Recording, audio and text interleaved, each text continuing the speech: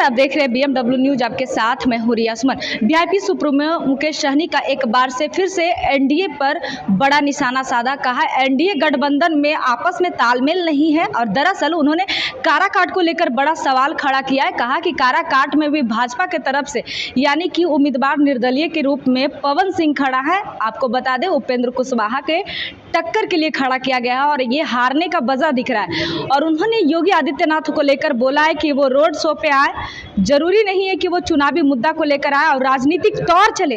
यानी कि अभी आप जैसा जान रहे हैं कि चुनावी मुद्दा और राजनीति की महापर्व चल रही है। इस विषय को लेकर योगीनाथ यहाँ बिहार के दौरे पे आने वाले हैं। इसी पर उन्होंने हंसते हुए नाराजगी जताया। सबसे पहले मुकेश सहनी का ये बयान सुनिए, क्या कुछ कहते नजर आ रहे इस वीडियो में। कार्यकर्ता आपस में फिर रहे हैं और सम्राट जी को स्टेज छोड़ के जाना पड़ता है। तो नहीं, तो ये तो एक्चुअली वो लोगों को आपस में कोऑर्डिनेशन नहीं है और सब पार्टी अपने अपने लिए लड़ रहे हैं, चाहे वो एलजेपी हो, चाहे जेडीयू हो या बीजेपी हो, और सब एक दूसरे को हराने के लिए लगे। अब देखिए ना किस तरीके से उपेंद्र कुशवाहा जी को काराकाट में लोगों ने फंसा दिया। पवन सिंह जो वहाँ चुनाव लड़ रहे हैं वो अपने मन से थोड़े लड़ रहे हैं, भारतीय जनता पार्टी के द्वारा उनको लड़ाया जा रहा है। वो भारतीय जनता पार्टी का जब जाहिर है कि उनके टॉप लेवल पे जितने भी नेता हैं उनके डायरेक्ट संपर्क में है। उनको तो जो इंडिया गठबंधन से भी चुनाव लड़ने का ऑफर था, लेकिन पता चला कि सामने भाजपा है तो नहीं लड़ा। पता चला कि सामने भाजपा है तो वो नहीं लड़ा। बोला कि अगर जेडीयू रहता तो हम लड़ते हैं या एलजेपी रहता तो लड़ते, लेकिन भाजपा है करके नहीं लड़े। यानी कि भारतीय जनता पार्टी से जो व्यक्ति इतना डरे वो कैसे वहाँ पे चुनाव लड़ेंगे उपेंद्र कुशवाहा जी को हराने के लिए।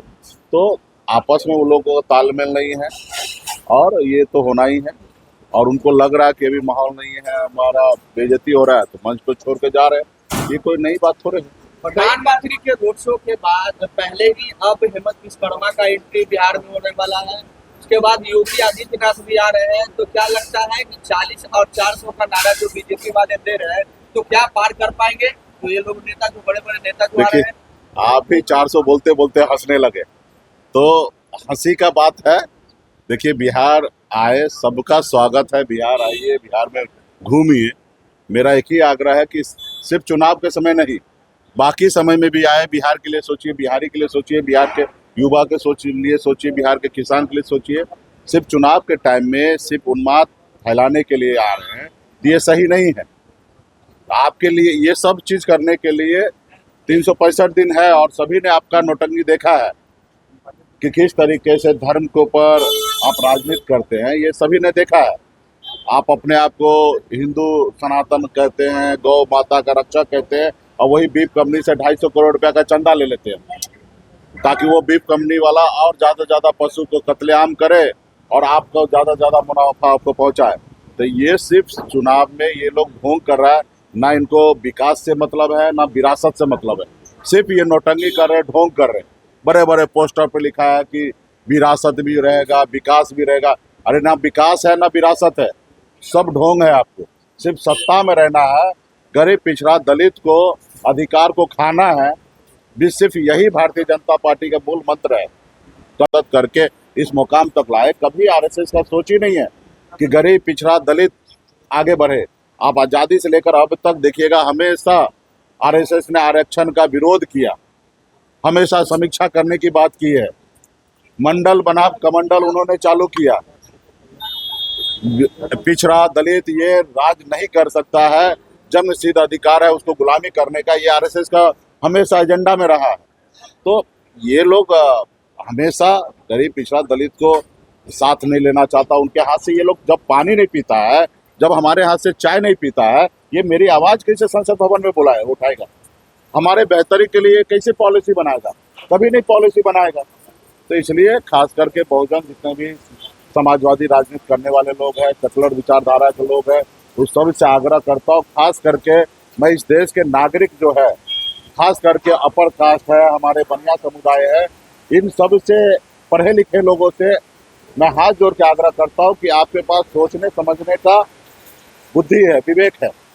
आप सोचिए कि हमारा देश कहाँ जा रहा है। क्या देश ऐसे चलेगा, हिंदू मुसलमान करके चलेगा, कि देश विकास के रास्ते पे चलेगा? आप पाकिस्तान की चर्चा करते हैं, लेकिन पाकिस्तान चले जाते हैं बिरयानी खाने के लिए। आप चाइना का क्यों नहीं चर्चा करते हैं? जो $18 ट्रिलियन का अर्थव्यवस्था उनका है, उसका जिक्र क्यों नहीं करते? आपके हिंदुस्तान का, इंडिया का 8 गुना ज्यादा वहाँ का अर्थव्यवस्था मजबूत है, आप वो चर्चा क्यों नहीं कर रहे? 1984 में भारत और चाइना एक समान था, बराबरी था। आज देखिए हमसे 7 गुना 8 गुना ज्यादा धन दौलत उनके पास है। तो ये सब चीज पे बहस नहीं करेंगे। जो चीज पहले हो गया, किस कालखंड में हुआ, क्यों हुआ, किन से गलती हुआ, उस सब के जिक्र आज क्यों करना है? हम सब चीज को भूल के आगे कैसे बढ़े हैं? हम चाइना को देखे, अमेरिका को देखे, लंदन को देखे, उनसे सीख ले, हम आगे बढ़े।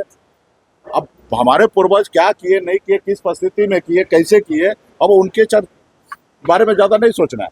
हमें आज के समय में क्या करना चाहिए, उस रास्ते पे चलना है। तो ये लोगों का ढोंग है, और ये ढोंग जनता के बीच में आ गया, युवा के बीच में आ गया, सभी लोग जानने लगे। अभी कोई इनके साथ नहीं है। बहुत बहुत धन्यवाद। तो आपने सुना पटना एयरपोर्ट पे जब मीडिया ने सवाल किया मुकेश सहनी से कि योगी आदित्यनाथ भी बिहार दौरे पे हैं, तो उन्होंने कहा कि मुझे हंसी आती है जब जब वोट की बात होती है, जब जब चुनाव आता है, तभी ये लोग आपस में क्यों आते हैं और रोड मैप तैयार क्यों करते हैं, रोड शो क्यों करते हैं, चाहे वो नरेंद्र मोदी हो या योगीनाथ हो।